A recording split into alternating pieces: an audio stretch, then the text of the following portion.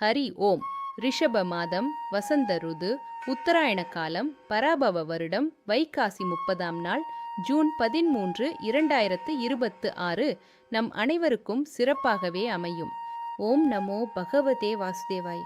திதி 2:12 வரை திரியோதசி, பின்பு சதுர்த்தசி. நட்சத்திரம் அதிகாலை 1:47 வரை பரணி, பின்பு கிருத்திகை. எல்லா நேரமும் நல்ல நேரமாக இருந்தாலும் குறிப்பிட்ட நேரத்துக்குள்ள ஒருமுகமாக ஒரு வேலையை செய்யும் போது பலன் விரைவில் நம்மை வந்து சேரும். அந்தயமின்றி காலை 7:30 முதல் 8:30 வரை மற்றும் 10:30 முதல் 11:30 வரை, மாலை 4:30 முதல் 5:30 வரை மற்றும் 9:30 முதல் 10:30 வரை சுறுசுறுப்பாக விடாமுயற்சியோடு நல்ல எண்ணங்கள் கொண்டு தர்மத்தை கடைபிடித்து இருப்பவர்களை எந்த கிரகமும் நேரமும் எதுவும் செய்யாது. நம்மை நல்வழிப்படுத்த எச்சரிக்கவே அவைகள். அதன்படி இன்று சந்திராஷ்டமம் சித்திரை நட்சத்திர அன்பர்களுக்கு.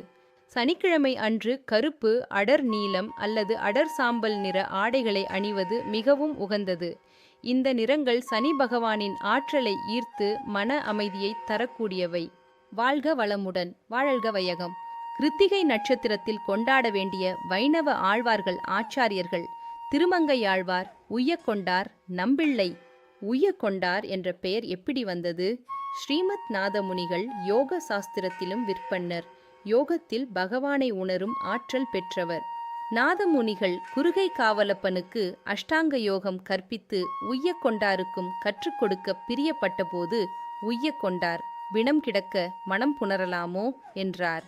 அதாவது, ஒருவர் வீட்டில் யாரோ இறந்து கிடக்கும்போது அங்கே மகிழ்ச்சியான திருமண பேச்சை பேச மாட்டார்கள்.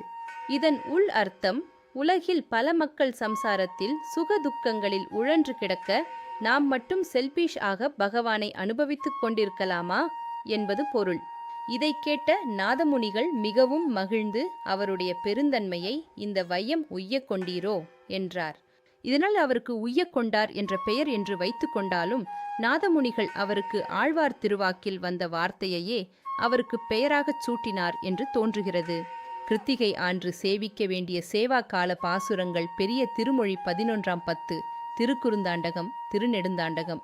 நித்தம் ஒரு விடுகதை. ஆலமரம் தூங்க, அவனியெல்லாம் தூங்க, சீரங்கம் தூங்க, திருப்பார்கடல் தூங்க, ஒருவன் மட்டும் தூங்கவில்லை. அவன் யார்? விடை சொல்லுங்கள் கமெண்ட் செக்ஷனில. பொழுதுபோக்குக்கு பொழுதுபோக்கும் ஆச்சு, மூளைக்கு உடற்பயிற்சியும் ஆச்சு. எந்த இடத்தில் வசதியாக உணர்கிறீர்களோ அந்த இடத்தை விட்டு விலகிச் சென்று புதியவற்றை தேடத் தொடங்குங்கள். அதுவே உங்களை வெற்றியாளராக உருவாக்கும். தங்கள் ஆதரவிற்கு மிக்க நன்றி. வாழ்க வளமுடன், வாழ்க வையகம்.